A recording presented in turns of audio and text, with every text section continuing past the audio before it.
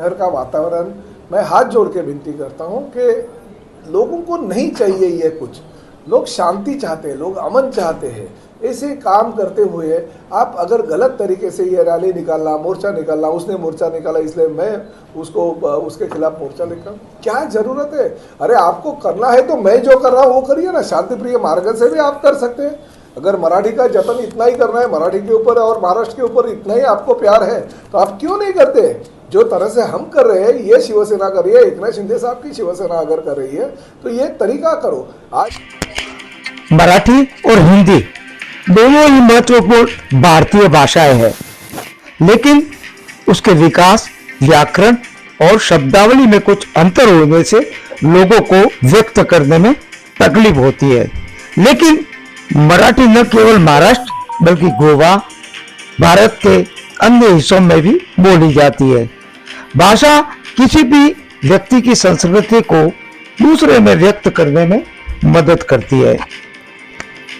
Maharashtra Meera road में एक व्यापारी को महाराष्ट्र नवनिर्माण सेना के कथित कार्यकर्ताओं द्वारा भाषा के नाम पर पीटे जाने के बाद मीरा भाईंदर में सियासी माहौल गर्मा गया है। इसको लेकर ओबला माजीवाड़ा के विधायक तथा महाराष्ट्र के परिवहन मंत्री प्रताप सरनाईक ने इस सियासत पर मास्टर स्ट्रोक खेला है तथा शिवसेना शिंदे गुट की सभी शाखाओं में मराठी बारखड़ी की पुस्तकें उपलब्ध करवाई जाएगी। शहर में अमन तथा शांति के क्रम में अब शिव सैनिक शिंदे गुट मराठी का प्रचार प्रसार करेंगे। प्रताप सरनाईक का मानना है कि शहर में मराठी जिंदा रखने के लिए हिंदी भाषियों को मराठी सिखाएंगे।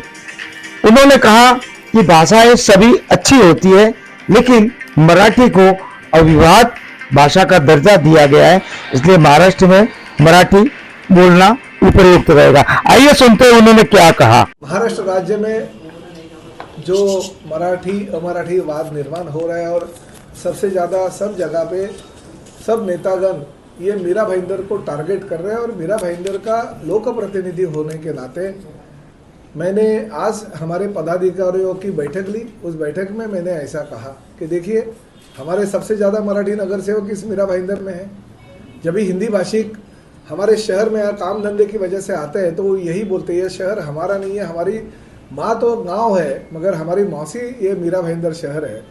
और माँ के रूप में अगर कोई चाहता है तो यहाँ के आगरी कोली लोग, जो आगरी कोली लोगों का ये शहर है, ये आगरी कोली संस्कृति को जतन करने का काम करते हैं, तो उनके हर प्रोग्राम में ये हमारे हिंदी भाषिक लोग भी शामिल हो जाते हैं। जैसे गणेशोत्सव हो या हमारी मंगला गौर हो, हर श्रावण में हमारी हिंदी भाषिक महिलाएं बहुत बड़े पैमाने पे मंगला गौर की स्पर्धा करते हैं। ये कौन से भी शहर में होता नहीं है, ये मीरा भाईंदर शहर में होता है। और मीरा भाईंदर शहर में जो भी चीज़ें होती है वो सभी लोगों को विश्वास में लेके होती है। देखिए, कुछ महीने पहले यहाँ पे हिंदू मुस्लिम भी कलर लाना चालू कर दिया, नेशनल न्यूज़ हो गया, सब जगह पे वो चर्चा हो गई। कोई बाहरी नेता आते हैं और भड़काऊ भाषण करके निकल जाते हैं, चाहे वो मुसलमान हो, चाहे हिंदू हो, चाहे और जाति का समाज का आदमी हो। जरूरत नहीं है। इस शहर के लोक प्रतिनिधि सक्षम है। इस शहर के लोक प्रतिनिधियों के ऊपर पिछले कई सालों से इस मीरा भाईंदर शहर की जनता ने विश्वास रखा है। मैं तो इस मीरा भाईंदर शहर का चौथी बार विधायक के तौर पे चुन गया और हर टाइम पे मैं ज़्यादा से ज़्यादा वोटों से आता हूँ। पिछले टाइम पे मैं 83,000 मार्जिन से आया था, ये टाइम पे मैं 1,08,000 वोटों से आया था। जब भी शिवसेना भारतीय जनता पार्टी की युति थी तभी भी जीत के आया था, जब भी युति नहीं थी 2014 में तभी भी जीत के आया। तो ये ऐसा नहीं है कि प्रताप सरनाईक मराठी उम्मीदवार है तो हिंदी भाषी एक हो जाए और नहीं प्रताप सरनाईक मराठी है करके उसको वोट नहीं देने का, ऐसा कभी सोचते नहीं है मीरा भाईंदर शहर की जनता।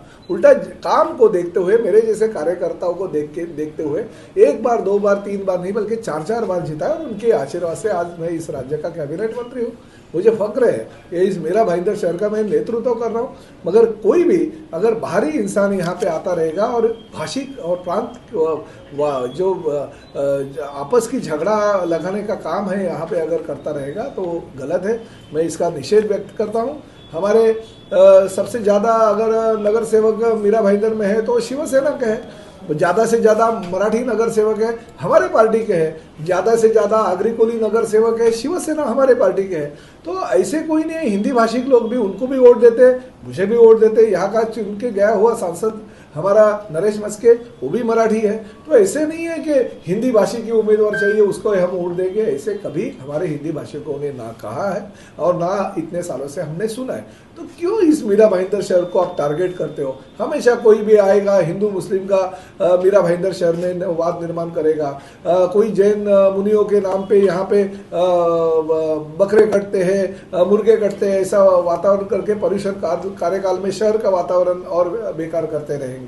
ये मराठी अमराठी वाद निर्माण करके किसी व्यापारियों को मारहान अगर यहाँ पे होती रहेगी, उस दौरान अपनी एकता दिखाने के लिए अगर व्यापारियों ने किसी भी पार्टी का झंडा नहीं लेते हुए अगर मोर्चा निकाला तो उस मोर्चा को प्रत्युत्तर देने की काम अगर यहाँ पे अगर होता है तो निश्चित रूप से ये शहर ज़्यादा से ज़्यादा शांति चाहता है और लोगों को भी कुछ लेना देना नहीं है। लोग भी यही चाहते हैं कि शहर शांतता प्रिय हो, शांति रहे। तो हमने ये तय किया, चलो मराठी है, हमारे हिंदी भाषिक सभी पदाधिकारी है, बहुत सारे हमारे जो नेतागण है वो भी हिंदी भाषिक है। मराठी पदाधिकारियों के साथ हमारे हिंदी भाषी पदाधिकारी भी अगर काम करते तो हमने यह निर्णय ले लिया, चलो हर साल हम मराठी भाषा दिन मनाएंगे मीरा भाईंदर शहर में, जोर शोर से मनाएंगे। जैसे दिवाली का त्यौहार हम करते हैं वैसे मराठी भाषा दिन हम करेंगे। जो हमारे साहित्यिक है, पुल देशपांडे, विसा खांडेकर है, विवा शिरवाडकर है, सभी लोगों का नाम लेके हुए हम एक दालन बनाएंगे। उनके नाम से उनकी जो मराठी की पुरानी किताबें हैं वो किताबें रखेंगे। तो जैसे मैंने ठाणा में कर दिया है वैसे यहाँ पे ग्रंथालय बनूंगा, उनके बड़े बड़े किताबें रखूंगा।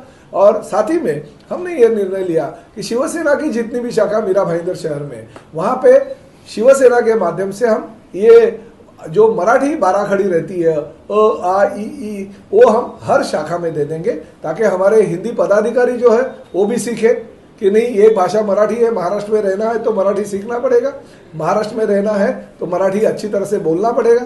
तो इस तरह से हमारे हिंदी भाषिक जो लोग हैं वो आके सीखेंगे। वही हमारे पदाधिकारी नहीं, आसपास के अगर हमारे कुछ लोग, हमारे नागरिक आते, हमारे मतदाता आते, उनको भी हम सिखाएंगे। आइए बैठिए शाखा में 1-1.5 घंटा बैठिए। हमारी जो संस्कृति, हमारी परंपरा जो मराठी की है, महाराष्ट्र की परंपरा है, वो जैसे आप आपके राज्य की संस्कृति और परंपरा का आचरण करते हैं उसी तरह से आप भी महाराष्ट्र की परंपरा का आचरण कीजिए। हम सिखाएंगे, हमारे शाखा प्रमुख हो, हमारे मराठी पदाधिकारी हो, वो सभी लोग मराठी सिखाने में आपकी मदद करेंगे। इसलिए हर शाखा में हम मराठी बाराखड़ी का बुक दे देंगे ताकि हमारे हिंदी भाषिक लोगों को भी सीखना आसान हो। मीरा भाईंदर में प्रस्तावित मोर्चे को लेकर प्रताप सरनाईक ने कहा, मैं एक बात आपसे कहना चाहता हूँ, मैं वही आपसे बार बार दोहराना चाहता हूँ। देखिए, इनलीगल तरीके से शहर का वातावरण, मैं हाथ जोड़ के विनती करता हूँ कि लोगों को नहीं चाहिए ये कुछ।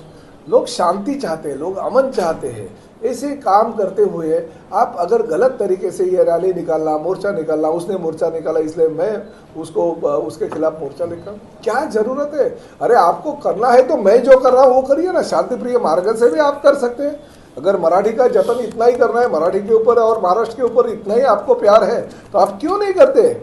जो तरह से हम कर रहे हैं, ये शिवसेना कर रही है, एकनाथ शिंदे साहब की शिवसेना अगर कर रही है तो ये तरीका करो। आज जब भी पहलगांव जैसी दुर्घटना होती है, सबसे पहले कौन पहुंचा उस कश्मीर में? एकनाथ शिंदे साहब पहुंचे। तभी आपने क्यों नहीं सोचा कि चलो जाना चाहिए हम भी कश्मीर में और हमारी परेडों को लेकर आना चाहिए? उत्तराखंड में कुछ होता है, सबसे पहले कौन पहुंचता है? एकनाथ शिंदे होता है। केरला में कोई अगर बाढ़ आई या कोई भी जरूरतमंद अगर लोग अगर सामने से फोन करते, सबसे पहले कौन अगर मदद देता है तो एकनाथ शिंदे साहब देते हैं। तो ये क्यों नहीं आप करते हो?